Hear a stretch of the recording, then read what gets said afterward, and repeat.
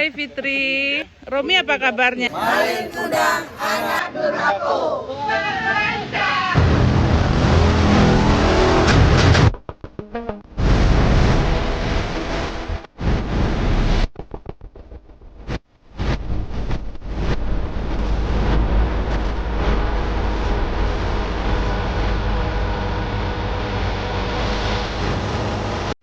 Hai guys, hari ini kami kedatangan tim sosialisasi pelayanan hak-hak pegawai negeri pada Polri serta supervisi pelaksanaan kegiatan pelatihan keterampilan pegawai negeri pada Polri yang akan memasuki masa pensiun. Kegiatan diawali dengan ucapan selamat datang dan sambutan dari Bapak Kabak Watpers. Yang bisa saya sampaikan, sekali lagi menyampaikan selamat datang di Ranah Minang di Polres Sumatera Barat. Terima kasih, mohon maaf. Kemudian dilanjutkan dengan sambutan dari Ketua Tim sekaligus memberikan materi tentang sosialisasi pelayanan hak-hak pegawai negeri pada Polri. Sosial perumahan dan pendidikan. Kemudian dilanjutkan dengan supervisi pelaksanaan kegiatan Latram. Kesimpulan bahwa ini seperti ini, Latramnya modelnya mungkin bagus yang dulu atau bagus yang sekarang. Nanti itu akan menjadi satu kesimpulan besar kami dan akan menjadi bahan untuk Pelatihan keterampilan adalah proses pembelajaran yang diberikan kepada pegawai negeri pada Polri yang akan memasuki masa pensiun agar bisa memiliki pengetahuan dan keahlian yang dapat bermanfaat setelah nanti berakhir masa dinas. Nah, ini kita lagi berkunjung ke tempat salah satu personil Polda Sumber yang telah berhasil melaksanakan wirausaha pada bidang pertanian, khususnya budidaya tanaman hias. Banyak pengalaman dan saran masukan yang diberikan beliau untuk pelaksanaan Latram ke depannya. Dan ini bisa memberikan motivasi untuk yang lain agar bisa juga menyiapkan diri mampu berwirausaha untuk persiapan pensiun. Karena kegiatan hari pertama selesainya cepat, saatnya kita ajak tim berkunjung ke tempat-tempat terindah yang ada di Sumatera Barat.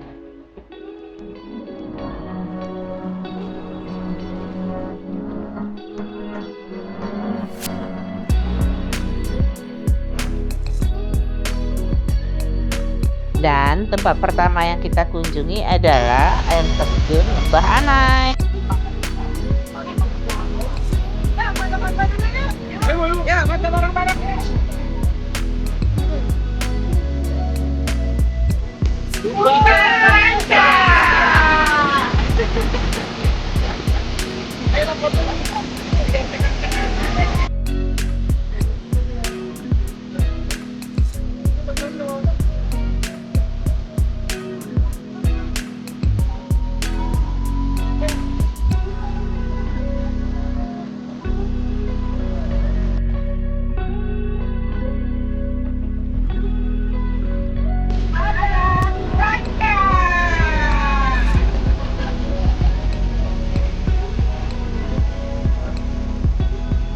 Selesai foto-foto di Lembah Anai, kita lanjut ke Bukit Tinggi.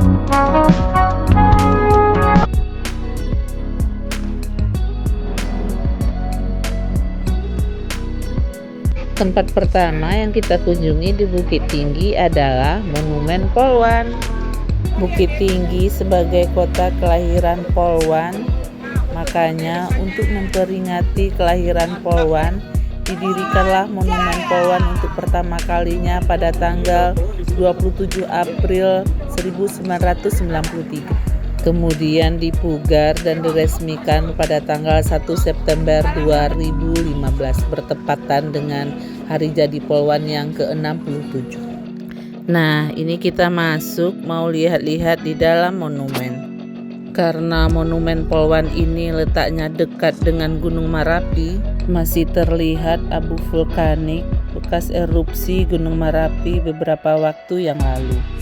Di dalam monumen ini terdapat prasasti yang bertuliskan nama-nama polwan pertama di Indonesia, yaitu Kolonel Polisi Nelly Pauna Situmorang, Kolonel Polisi Mariana Mufti, Kolonel Polisi Jasmainar Hussein, Kolonel Polisi Rosmalina Pramono, Kolonel Polisi Rosnalia Taher, dan Letnan Kolonel Polisi Dahniar Sukoco.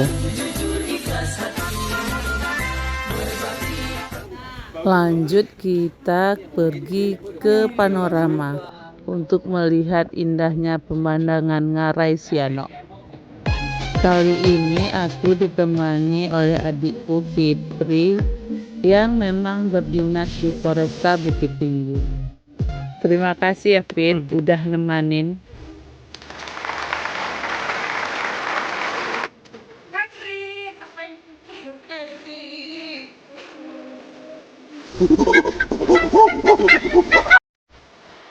Nanda, kita sudah sampai di Ngarai Sianok.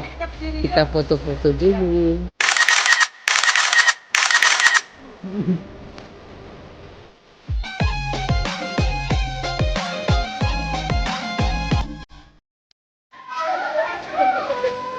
Bawa ini nih.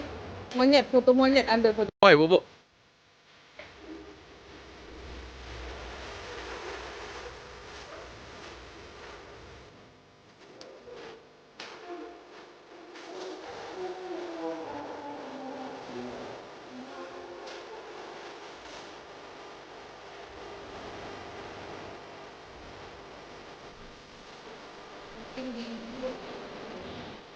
Bang Kadri, Yoga sudah mulai berani. Bang Kadri, Manggil-manggil Mana, nama Bang? Kadri. Bang Kadri.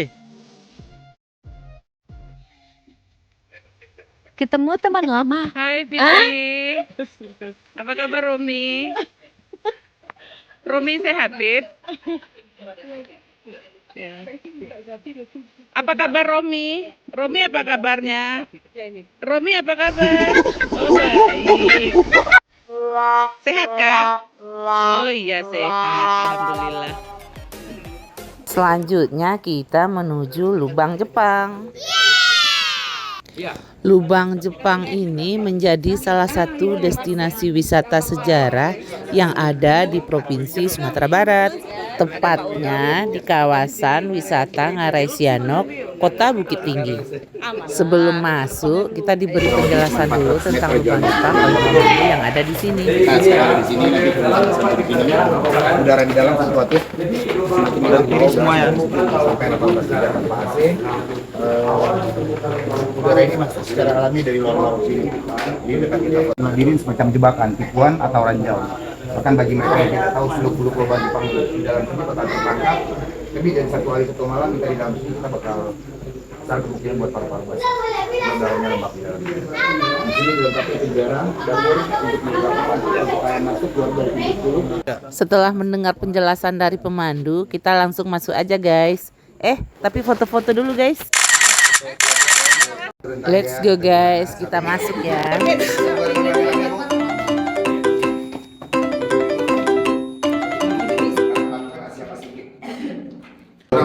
Kurang oksigen di masa lalu, tapi pakai penghangat di dalam sini. Dalam masa pembuatan lubang Jepang selama 2 tahun 8 bulan, perkiraan tahun 40-45, pengusaha yang bekerja di lubang Jepang ini, mereka sudah dipastikan mati di dalam sini. 1 orang pun tidak ada yang selamat untuk keluar. Pengusaha mereka datangnya dari luar Sumatera. Bahkan dikabarkan kita orang Sumatera mereka buang ke luar pulau tujuannya supaya tidak saling berkomunikasi dengan masyarakat setempat. Kita ke sana, lampu yang berkedip, nanti ada jalur belok ke kiri, ada belok ke kanan sepanjang hampir 1 km, tidak ada buntunya. Tujuan Jepang membuat lubang yang labirin semacam jebakan buat mereka yang tidak tahu sudah lubang Jepang bakal terperangkap di sini. 1 hari 1 malam bakal paru-paru basah. Dengan 2 hari mungkin dengan kematian di dalam sini. Tapi di masa kita buat sambil jalan. Di masa lampau mereka atau Jepang bersembunyi di bawah sini dan juga Romusa mereka gunakan obor yang berhangat di dalam ruangan. Jadi mereka bisa bertahan secara terpaksa selama 2 tahun 8 bulan. Di dalam sini udah direnovasi oleh Pemda pakai trali. Trali besi ini buatan pemerintah daerah. Tadinya tanpa trali besi. Bahkan di tahun 2004 saya pribadi dulu dapat sejarah histori di sini. Jadi ini dulunya teater atau bioskop dibikin oleh pemerintah. Sebelum lubang ini dibuka sebagai tentara Jepang yang berbalik negara India.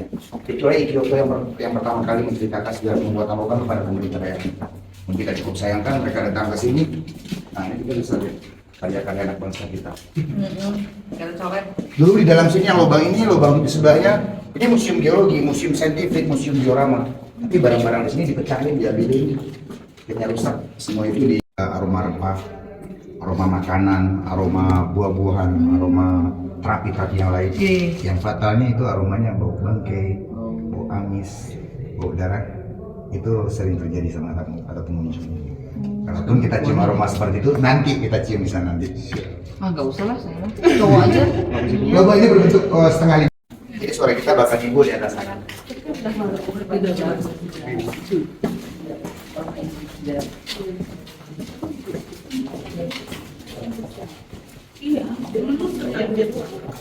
Ini tembusnya ke sungai. Tadinya lubang ini lebarnya 1 meter, tingginya hampir 1,5 meter. Karena takut ada yang jatuh, dikecilin oleh pemerintah. Nah, lubang ini kemiringannya 80 derajat. Hingga sekarang, apapun yang kita buang dari atas tembusnya ke sungai. Kurang lebih 70 meter baru nembus ke sungai. Hasil tani akan dikasih makan kepada para pekerja, petani akan dibuang keluar kota. Dalam menurut sejarah dan informasi, nenek moyang kami orang Sumatera untuk pembuatan rel kereta dari Anyar ke Panarukan, bikin lubang yang ada di Tempat Janda, tadi Dago Pakar, itu adalah orang Sumatera. Mereka saling ditukar dahulu. Ih, warnanya bagus.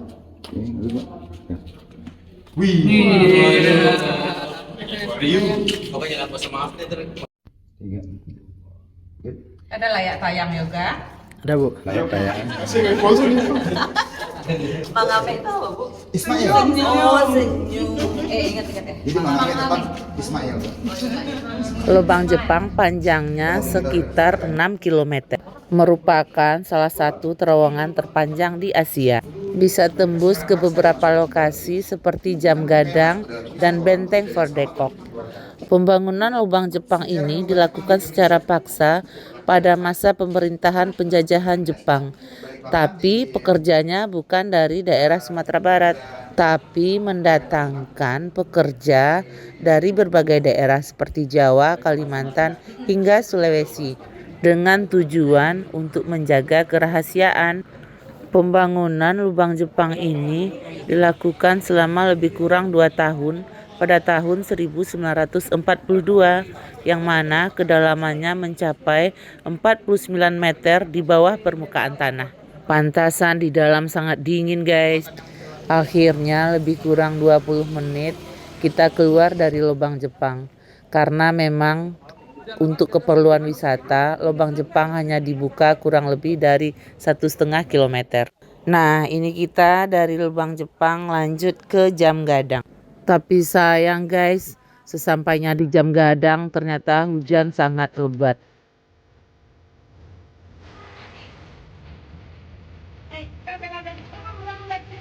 Tapi kelihatannya hujan tidak menyurutkan semangat kita untuk foto-foto guys.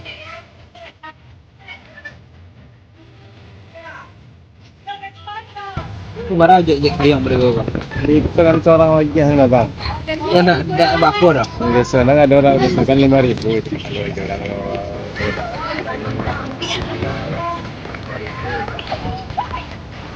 Kalau tarik itu dia pun tak tahu. ada orang wajah nggak bang? Ini Mbak Erni, Mbak Dede, Pak Wawan dan Apit sudah sampai di puncak Jam Gadang guys.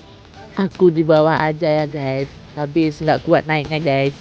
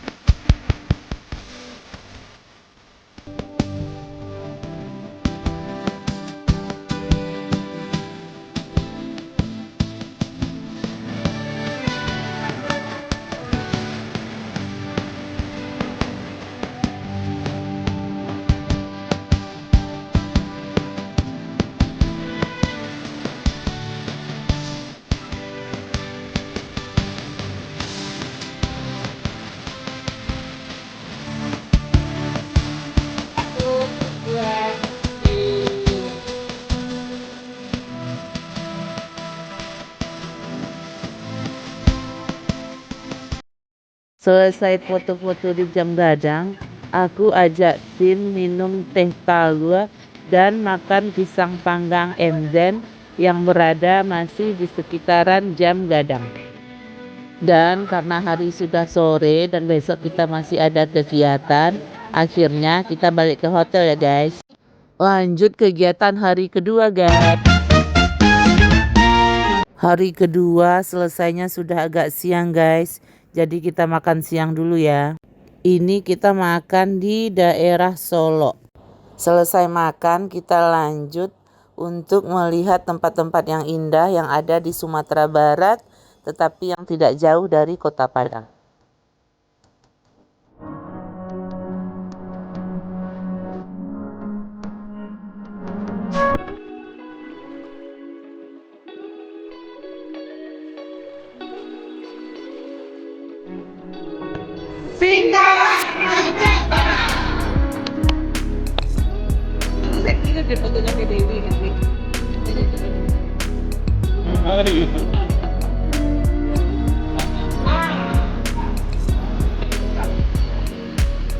Apa barang ka happy di depan? Kalau ini dah itu lah tibanya bini dah ada. Itu ini. Pak Wi, ngerti nggak? Tapi banyak. Bapak tidak ada sahabat aja itu gitu tidak. Uang banyak.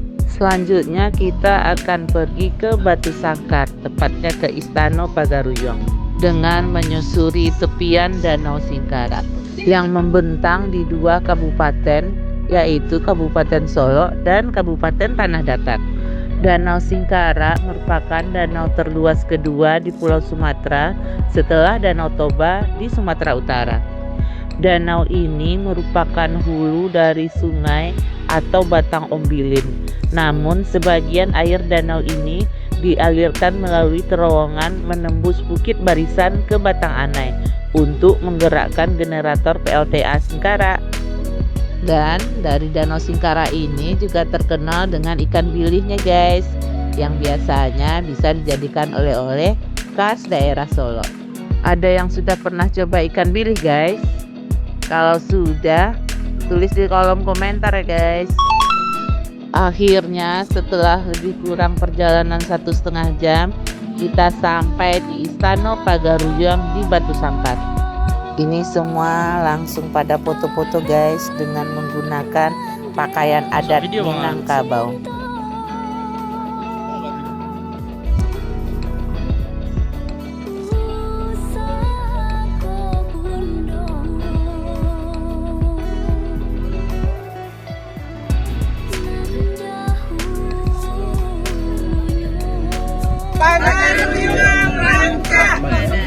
Selesai foto-foto di Istana Pagaruyung, kita lanjut pergi ke Batu Angke-Angke di Sungai. Batu itu batu yang diangkat maksudnya.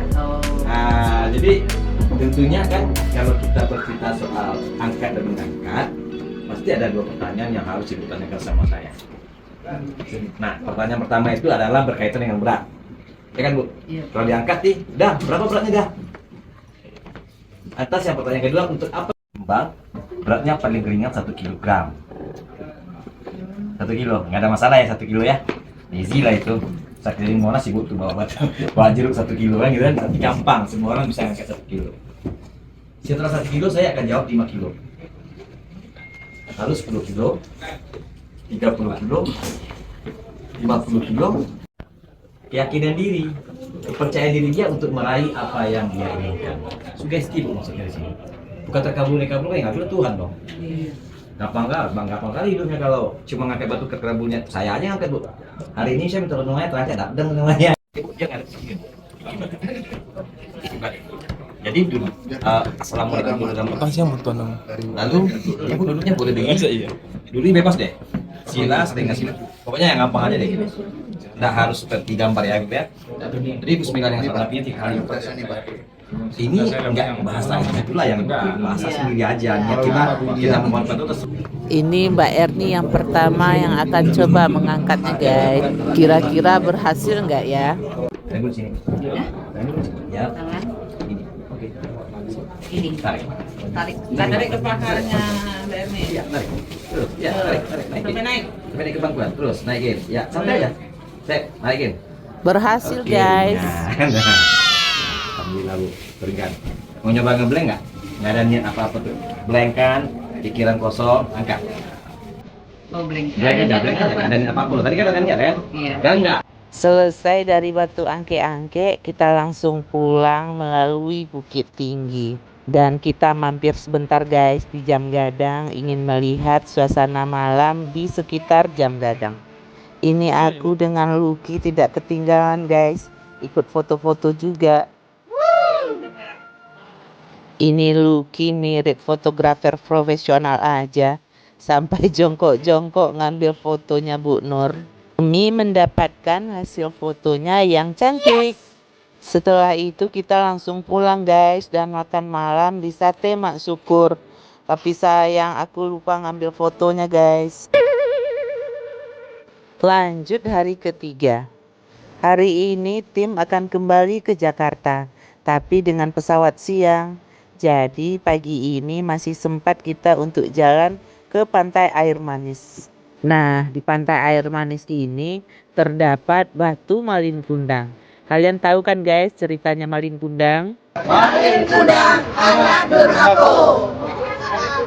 Dari Batu Malin Kundang kita lanjut cari oleh-oleh. Tapi mampir dulu lah di jembatan Siti Nurbaya untuk foto-foto.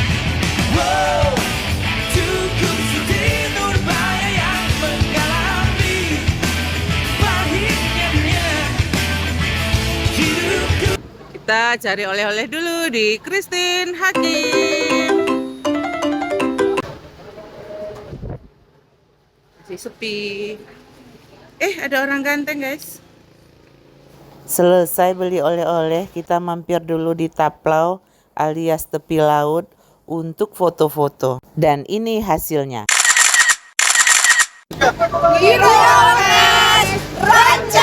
Kita lanjut ke bandara guys. Selamat jalan untuk rekan-rekan dari Biro Wattpers. Semoga selamat sampai tujuan. Semoga menyenangkan ya selama berada di Ranah Minang. Sekian video kita kali ini guys. Bye-bye.